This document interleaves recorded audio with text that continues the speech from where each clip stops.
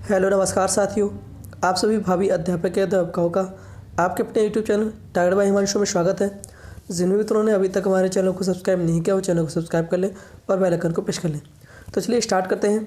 जैसा कि आप स्क्रीन पर देख पा रहे हैं, अभ्यास प्रश्नमाला। तो ये आपकी डेली वाइज वीडियोज़ रहती है। डेली 7 बजे की आपकी क्लास रहती है। इसमें आपके बाल विकास एवं शिक्षा शास्त्र से संबंधित प्रश्न रहते हैं। जैसा कि आप सभी को पता है कि सीटेट की परीक्षा बहुत ही निकट आ रही है आप सभी के, तो आप सभी तैयारी कर रहे होंगे सीटेट की। तो उसी से संबंधित यह आपके बाल विकास एवं शिक्षा शास्त्र से संबंधित प्रश्न हैं, जो कि हम डेली वाइज वीडियोस अपलोड करते हैं। आपको लाइव 7 बजे मिलेगी क्लास। इसकी मैंने कुछ एक वीडियोस अपलोड कर दी हैं। आप प्ले लिस्ट में जाके उन वीडियोस को भी देख सकते हैं, जिससे कि आपका कोई भी प्रश्न न छूटे। तो चलिए स्टार्ट करते हैं कि आज की वीडियो के माध्यम से आपके क्या क्या प्रश्न रहेंगे।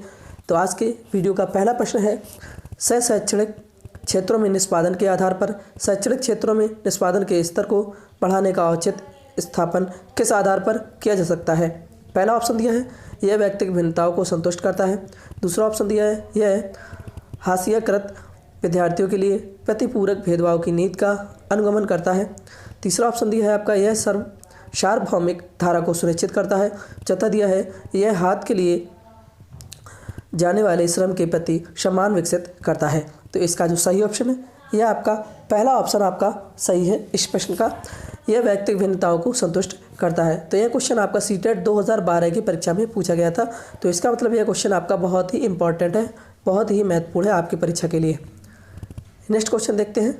दूसरा क्वेश्चन, शिक्षार्थी व्यक्तिगत भिन्नता प्रदर्शित करते हैं, अतः शिक्षक को पहला अधिगम की एक समान गति पर बल देना चाहिए। दूसरा, सीखने के विविध अनुभवों को उपलब्ध कराना चाहिए। तीसरा, कठोर अनुशासन सुनिश्चित करना चाहिए। चौथा, परीक्षाओं की संख्या बढ़ा देनी चाहिए। इसका जो सही ऑप्शन है, यह आपका दूसरा ऑप्शन सही है, सीखने के विविध अनुभवों को उपलब्ध कराना चाहिए। तो यह भी क्वेश्चन आपका सीटेट 2012 की परीक्षा में पूछा गया था। नेक्स्ट आपका तीसरा क्वेश्चन है, उपयुक्तता का अर्थ है। पहला दिया है, उच्च प्रवीणता वाले एक व्यक्ति की पहचान। दूसरा, एक उचित विशिष्ट कुशलता। तीसरा, न्यूनतम प्रशिक्षण। चौथा, ये सभी इसका सही ऑप्शन है। यह आपका दूसरा ऑप्शन सही है, एक उचित विशिष्ट कुशलता। तो यह आपका झारखंड टेट 2012 की परीक्षा में पूछा गया था यह प्रश्न। नेक्स्ट क्वेश्चन है आपका, यदि छात्र कक्षा में हिस्सा लेने से बहुत ही शर्मीला है तो आप पहला विकल्प दिया है आपका, उससे प्रश्न नहीं पूछेंगे। दूसरा, उससे केवल वे प्रश्न पूछेंगे जिसका वह उत्तर दे सकता है। तीसरा, उससे वे प्रश्न नहीं पूछेंगे जिसका उत्तर उसके वश का ही है और जिसके चलते वह कक्षा में हंसी का पात्र बन सकता है। चौथा है ऑप्शन, उससे केवल तब प्रश्न पूछेंगे जब वह उत्तर देने को उत्सुक होता है। इसका सही ऑप्शन है, यह आपका तीसरा ऑप्शन सही है आपका, उससे हुए प्रश्न नहीं पूछेंगे जिसका उत्तर उसके वश का ही है और जिसके चलते वह कक्षा में हंसी का पात्र बन सकता है। तो यह भी क्वेश्चन आपका झारखंड टेट 2011 की परीक्षा में पूछा गया था। नेक्स्ट क्वेश्चन है आपका पांचवा, व्यक्तिगत शिक्षार्थी एक दूसरे से किन में भिन्न होते हैं। पहला, विकास की दर में। दूसरा, विकास क्रम में। तीसरा, विकास की सामान्य क्षमता में। चौथा, वृद्धि एवं विकास के सिद्धांतों में। इसका सही ऑप्शन है, यह आपका पहला ऑप्शन सही है, विकास की दर में, यानी कि व्यक्तिगत शिक्षार्थी एक दूसरे से विकास की दर में भिन्न होते हैं। तो यह आपके सीटेट 2011 की परीक्षा में पूछा गया था यह प्रश्न। नेक्स्ट क्वेश्चन है, प्रत्येक शिक्षार्थी स्वयं में विशिष्ट है। इसका अर्थ है कि पहला, शिक्षार्थियों में ना तो कोई समान विशेषताएं होती हैं और ना ही उनके लक्ष्य समान होते हैं। दूसरा, सभी शिक्षार्थियों के लिए एक समान पाठचर्या संभव नहीं है। तीसरा, एक विषम रूपी कक्षा में शिक्षार्थियों की क्षमताओं को विकसित करना असंभव है। चौथा, कोई भी दो शिक्षार्थी अपनी योग्यताओं, रुचियों और प्रतिभाओं में एक समान नहीं होते। इसका सही ऑप्शन है, यह आपका चौथा ऑप्शन सही है, कोई भी दो शिक्षार्थी अपनी योग्यताओं, रुचियों और प्रतिभाओं में एक समान नहीं होते। तो यह भी क्वेश्चन आपका सीटेट 2011 की परीक्षा में पूछा गया था। नेक्स्ट क्वेश्चन है आपका सातवां, बाल मनोविज्ञान के आधार पर कौन सा कथन सर्वोत्तम है। पहला, सारे बच्चे एक जैसे होते हैं। दूसरा, प्रत्येक बच्चा विशिष्ट होता है। तीसरा, कुछ बच्चे विशिष्ट होते हैं। चौथा, कुछ बच्चे एक जैसे होते हैं। इसका सही ऑप्शन है, यह आपका दूसरा ऑप्शन सही है, प्रत्येक बच्चा विशिष्ट होता है। तो यह आपका उत्तराखंड टेट 2011 की परीक्षा में पूछा गया था। नेक्स्ट क्वेश्चन है आपका 8वां। व्यक्तिगत भिन्नता के मिलन के संबंध में एक अध्यापक की भूमिका होनी चाहिए। किस प्रकार की होनी चाहिए? देखिए, व्यक्ति के दृष्टिकोण, अभिरुचि और योग्यता को जानने का प्रयास, व्यक्ति आधारित पाठ्यक्रम में उनकी आवश्यकता के अनुसार जानने की कोशिश, 1 और 2 उपयुक्त में से कोई नहीं। इसका सही ऑप्शन है या आपका तीसरा ऑप्शन सही है, यानी कि ये दोनों ही होनी चाहिए भूमिका उनकी। नेक्स्ट क्वेश्चन है आपका 9वां। अंतः व्यक्तिगत संबंधों को एक कक्षा के अंदर मापा जा सकता है। पहला सोशियोग्राफ द्वारा, दूसरा समूह निर्धारण मापनी द्वारा, तीसरा सोशियोड्रामा द्वारा, चौथा बिहेवियर ग्राम द्वारा। इसका सही ऑप्शन है यह आपका पहला ऑप्शन सही है, सोशियोग्राम द्वारा। नेक्स्ट क्वेश्चन है आपका 10वां।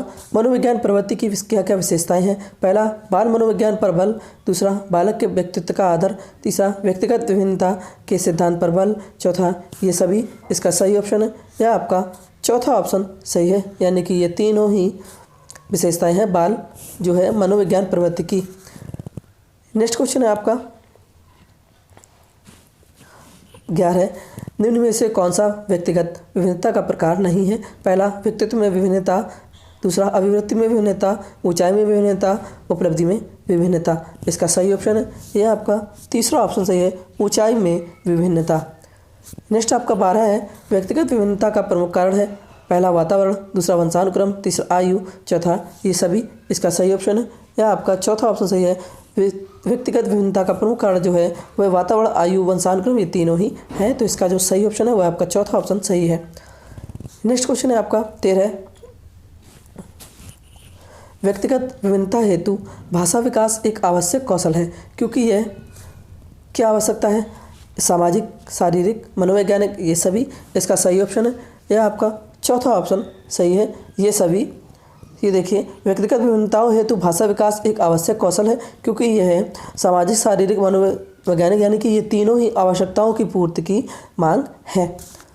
नेक्स्ट क्वेश्चन है आपका संवेग की दृष्टि से प्रत्येक बालक किसके कारण भिन्न होता है? पहला योग्यता के कारण, दूसरा विद्यालय के कारण, व्यक्तिगत विभिन्नता के कारण, इनमें से कोई नहीं। इसका सही ऑप्शन है यह आपका तीसरा ऑप्शन सही है, व्यक्तिगत भिन्नता के कारण। नेक्स्ट क्वेश्चन है आपका 15। निम्न में से क्या व्यक्तिगत भिन्नता का कारण नहीं है? पहला वंशानुक्रम, दूसरा जाति, तीसरा बुद्धि, चौथा इनमें से कोई नहीं। इसका सही ऑप्शन है यह आपका चौथा ऑप्शन सही है, इनमें से कोई नहीं। तो देखिए, व्यक्तिगत विभिन्नता का कारण जो है ये तीनों ही नहीं है, वंशानुक्रम, जाति, बुद्धि ये तीनों ही नहीं है, तो इसका जो सही ऑप्शन है वह आपका चौथा ऑप्शन सही है। नेक्स्ट क्वेश्चन है आपका 16 है आपका व्यक्तिगत विभिन्नता ज्ञात करने की विधि है। पहला विनेटिका विधि, दूसरा डेक्रोली विधि, तीसरा डाल्टन विधि, चौथा ये सभी। इसका सही ऑप्शन है यह आपका चौथा ऑप्शन सही है, ये सभी। नेक्स्ट आपका 17 है संभवतः व्यक्ति योग्यता की विभिन्नताओं के बजाय व्यक्तित्व की विशेष विभिन्नताओं से अधिक प्रभावित होता है। यह कथन है किसका है? पहला क्रो एंड क्रो का, दूसरा टॉयलर का, तीसरा मन का, चौथा स्किनर का। इसका सही ऑप्शन है यह आपका दूसरा ऑप्शन सही है, टॉयलर का यह कथन है। नेक्स्ट आपका 18 है किसी बच्चे का व्यक्तित्व वंशानुक्रम तथा वातावरण का क्या होता है? पहला योगात्मक प्रतिरूप, गुणात्मक प्रतिरूप, ऋणात्मक प्रतिरूप, धनात्मक प्रतिरूप। इसका सही ऑप्शन है यह आपका दूसरा ऑप्शन सही है, दूसरा ऑप्शन सही है आपका गुणात्मक प्रतिरूप। नेक्स्ट है आपका 19वां व्यक्तिगत विभिन्नताओं को जन्म देने वाला विद्यालयी कारक है। पहला विद्यालय का वातावरण, शिक्षा की दिशा, विद्यालयी से प्रशिक्षण, चौथा ये सभी। इसका सही ऑप्शन है यह आपका चौथा ऑप्शन सही है, ये सभी। यानी कि विद्यालय का वातावरण और शिक्षा की दिशा और विद्यालय प्रशिक्षण ये तीनों ही है।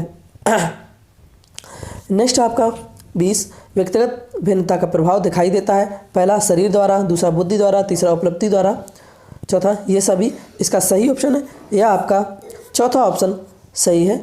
व्यक्तिगत भिन्नता का प्रभाव जो दिखाई देता है वह शरीर के द्वारा भी दिखाई देता है और बुद्धि के द्वारा भी दिखाई देता है और उपलब्धियों के द्वारा भी दिखाई देता है। नेक्स्ट आपका 21वां है क्वेश्चन, निम्न में से किस मनोवैज्ञानिक ने वंशानुक्रम को व्यक्तिगत भिन्नता का प्रमुख कारण माना है? पहला मन, दूसरा स्किनर, तीसरा क्रो एंड क्रो, चौथा टाइलर इसका सही ऑप्शन है। यह आपका पहला ऑप्शन सही है, मन। नेक्स्ट क्वेश्चन है आपका, एक सामान्य शब्दवृत्ति जो एक समूह अथवा एक संस्था के प्रति होती है कहलाती है? जिज्ञासा, अभिवृत्ति, तृष्णा, चौथा अधिगम इसका सही ऑप्शन है। यह आपका दूसरा ऑप्शन सही है, अभिवृत्ति कहलाती है। नेक्स्ट क्वेश्चन है आपका 23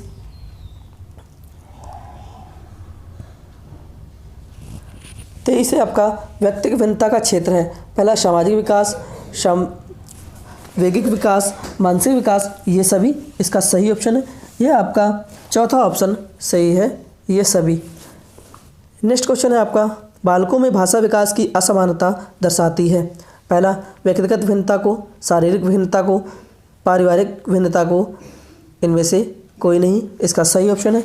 यह आपका पहला ऑप्शन सही है, व्यक्तिगत भिन्नता को। नेक्स्ट आपका 25 है, व्यक्तिगत भिन्नता को जांचने की विधि है। पहला बुद्धि परीक्षण, दूसरा उपलब्धि परीक्षण, तीसरा व्यक्तित्व परीक्षण, डी ये सभी इसका सही ऑप्शन है। यह आपका चौथा ऑप्शन सही है, ये सभी। जो व्यक्तिगत भिन्नता को जांचने की जो विधि है वह बुद्धि परीक्षण भी है, उपलब्धि परीक्षण भी विधि है और व्यक्तित्व परीक्षण भी है। नेक्स्ट आपका 26 है,